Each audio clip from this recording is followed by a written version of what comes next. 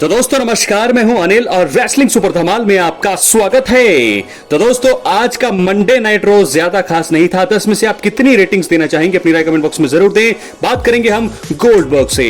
आज गोल्डबर्ग और गुंथर का एक सेगमेंट देखने को मिला और दोस्तों ये सेगमेंट ज्यादा बड़ा नहीं था लेकिन बहुत ही ज्यादा एंटरटेनमेंट रहा। आपको बता दें गोल्डबर्ग ने वापसी करी। सबसे पहले गुंथर आए थे, वो कुछ कह रहे थे उनके बारे में, लेकिन गोल्डबर्ग आए और गोल्डबर्ग ने नॉकआउट पंच जो है एक मारा है गुंथर के मुंह में और गुंथर उसके बाद जो है हिले नहीं। आपको बता दें स्पीयर की कोशिश करने जा रहे थे गोल्डबर्ग, लेकिन वहां से बच निकले गुंथर और यहां से आप कह सकते हैं कि पूरी तरह से गोल्डबर्ग का दबदबा हमने देखा है आज के मंडे नाइट रॉ में। तो पूरी तरह से एक नॉकआउट पंच। दोस्तों 58 साल के हैं गोल्डबर्ग और क्या कमाल का उन्होंने पंच जड़ा गुंथर को, सब कुछ जो है उनको याद आ गया होगा। और साथ के साथ हम बात करेंगे एवोल्यूशन में एक ट्रिपल थ्रेट मुकाबला बुक कर दिया गया है। बेकी लिंच, लायरा वेल्किरिया और बेली अब जुड़ चुकी हैं इस मुकाबले में। और साथ के साथ एक टैग टीम मुकाबला है फेटल 4 वे आपके सामने, आप देख सकते हैं। एवोल्यूशन दोस्तों संडे को आपको देखने को मिलने वाला है। और साथ के साथ निकी बेला का आज एक वीडियो पैकेज हमें दिखाया गया जहां उन्होंने बहुत सारी बातें करी। उन्होंने बताया कि उन्होंने रिटर्न कर लिया है और अब जो है वो अपनी लेगेसी को आगे बढ़ाएंगी। उन्होंने अनाउंस किया है कि वो बैटल रॉयल में परफॉर्म करने जाने वाली हैं, जो कि एवोल्यूशन में हमें देखने को मिलेगा। तो निकी बेला की ललकार क्या होने वाला है अपनी राय कमेंट बॉक्स में जरूर दें। क्या निकी बेला जीतने वाली है? क्या करेंगी वो दमदार वापसी? अपनी राय कमेंट बॉक्स में जरूर दें। तो दोस्तों ये कुछ मुकाबले हैं आपके सामने, आप देख सकते हैं 6 मुकाबले जो हैं ये बुक किए गए हैं, यही होंगे एवोल्यूशन में। इसके अलावा शायद एक बैटल रॉयल जरूर है, लेकिन मुझे लगता है कि शायद इसके अलावा और कोई भी मुकाबला बुक नहीं किया जाएगा। आज के मंडे नाइट रो में हमने देखा सैमी ज़ेन की दोस्तों बहुत ही ज्यादा बुरी हालत कर दी है यहां पर ब्रॉन ब्रेकर ने।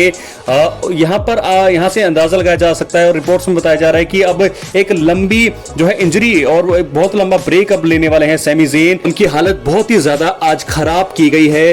तो आपको बता दें Bron Breakker, Bronson Reed, Seth Rollins ने बुरी तरह से यहां पर दबदबा दिखाया है मंडे नाइट रॉ में और सैमी ज़ेन मुझे लगता है एक लंबे ब्रेक पर जाएंगे। पॉल हेमन का कमाल का सेगमेंट हम सबको पता ही है। प्रोमो और ब्रॉन ब्रेकर ने दिया, ब्रॉनसन रीड ने दिया, सेथ रॉलिंस ने दिया, पॉल हेमन। इनका जो है ग्रुप का दबदबा दोस्तों धीरे धीरे बढ़ता जा रहा है और तीनों ने ही अपने अपने मुकाबले जीते हैं। जहां ब्रॉनसन रीड ने यहां पर जे उसो को हराया, सैमी ज़ेन को हराया, यहां पर ब्रॉन ब्रेकर ने, सेथ रॉलिंस ने हराया फेंटा को। तो ये आपको बता दें कि ये ग्रुप धीरे धीरे आगे बढ़ता जा रहा है और मुझे ऐसा लगता है कि अब इस ग्रुप में 1 या 2 मेंबर और जुड़ सकते हैं। कमाल धमाल यहां पर ये होने वाला है। तो क्या अलेस्टर ब्लैक जुड़ने वाले हैं इस ग्रुप में? अपनी राय कमेंट बॉक्स में जरूर दें। तो ये कुछ हुआ है आज के मंडे नाइट रॉ में।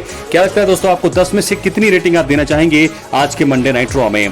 लेकिन गोल्डबर्ग के बारे में हम बात करने वाले हैं। उनका आखिरी मुकाबला, क्या वर्ल्ड चैंपियनशिप जीत के साथ खत्म करेंगे अपने करियर को या फिर वो हार जाएंगे? दोस्तों आज हमने देखा एक बहुत ही बड़ा पंच उन्होंने दिया गुंथर के जबड़े पे। उसके बाद गुंथर सामने दिखाई नहीं दिए। स्पीयर की कोशिश कर रहे थे गोल्डबर्ग, लेकिन उसके बाद जो है वो वापस चले गए, उन्होंने रिंग छोड़ दी। तो दबदबा इस पूरे सेगमेंट में हमने देखा गोल्डबर्ग का। उन्होंने किस प्रकार गुंथर कुछ बोलने वाले थे, उनका माइक बहुत जोर से घेर दिया गोल्डबर्ग ने और उसके बाद जब गुंथर ने मारने की कोशिश की तो नॉकआउट पंच, एक जिससे बोल सकते हैं कि एक नॉकआउट पंच जैसा लोगन पॉल मारते हैं वैसा एक पंच यहां पर गोल्डबर्ग ने गुंथर के चेहरे पर दिया। उसके बाद स्पीयर की कोशिश कर रहे थे लेकिन उसके बाद वो हट गए, रिंग से बाहर चले गए गुंथर। और अब सैटरडे नाइट्स मेन इवेंट, एक आखिरी बार गोल्डबर्ग सामने हमें देखने मिलेंगे और उनके सामने होंगे गुंथर। तो क्या चैंपियनशिप जीतेंगे गोल्डबर्ग, वर्ल्ड चैंपियन बन के अपने करियर को अलविदा कहेंगे या फिर गुंथर उन्हें हरा देंगे? और यह मुकाबला कितना लंबा चलने वाला है दोस्तों, बहुत सारे लोग बहस कर रहे हैं इस मुकाबले के लिए। बहुत सारे लोग जुड़ चुके हैं,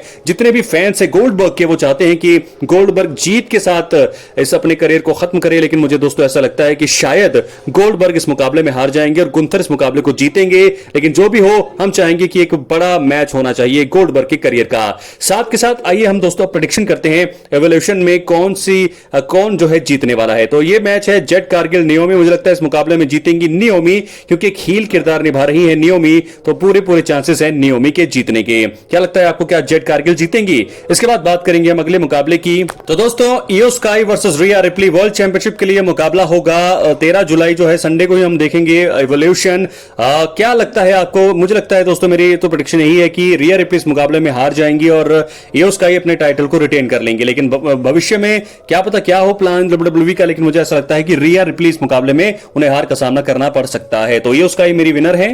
क्या लगता है आपको? अपनी राय कमेंट बॉक्स में जरूर दें। इसके साथ हम बढ़ेंगे अपने अगले मुकाबले की तरफ जो है एनएक्सटी चैंपियनशिप के लिए। तो मुझे लगता है कि चैंपियन जो है अपने चैंपियनशिप को रिटेन कर लेंगी और बड़ी इजीली ये मुकाबला जो है बहुत लंबा ये मुकाबला चल सकता है, लेकिन चैंपियनशिप के लिए ये चैंपियन एनएक्सटी चैंपियन अपने चैंपियनशिप को रिटेन कर लेंगे। इसके बाद हम बढ़ेंगे अगली मैच की तरफ, टिफनी स्ट्रैटन वर्सेस एक hall of famer Trish stratus. तो दोस्तों इस मुकाबले में तगड़ा मुकाबला तो जरूर होगा, लेकिन आराम से अपने टाइटल को रिटेन करेंगे यहां पर टिफनी स्ट्रैटन। लेकिन इसके बाद एक और बड़ा मुकाबला है। तो दोस्तों इसके बाद एक ट्रिपल थ्रेट बड़ा मुकाबला है। बेकी लिंच अपने टाइटल को रिटेन करने वाली हैं, मतलब डिफेंड करने वाली हैं। बेली आ गई हैं पिक्चर में लायरा वेल्किरिया के साथ। क्या यहां पर लायरा वेल्किरिया अपने टाइटल को जो है वापस लेंगी बेकी लिंच से, या फिर बेकी लिंच रिटेन करेगी, या बेली बनेगी नई चैंपियन? मुझे लगता है दोस्तों इस मुकाबले में जो है विनर बनेंगी बेकी लिंच, क्योंकि अभी अभी वो चैंपियन बनी है, तो अगले ही शो में उनसे चैंपियनशिप छीनना एक गलत फैसला हो सकता है। तो मुझे लगता है कि बेकी लिंच जीतने वाली है इस मैच को। अपनी राय कमेंट बॉक्स में जरूर दें। लेकिन यहां पर कौन जीतने वाला है?